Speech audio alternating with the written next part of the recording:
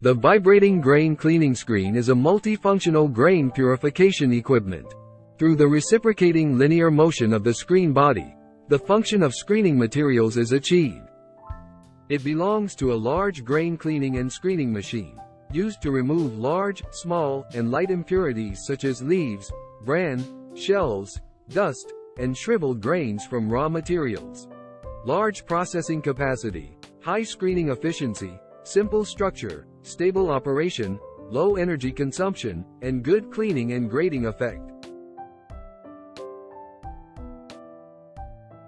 It is widely used in rice mills, grist mill, feed mills, distilleries, oil plants, food plants, chemical plants, miscellaneous grain processing plants and other industries for granular materials, especially for all kinds of wheat, rice, soybeans, corn and other raw grains.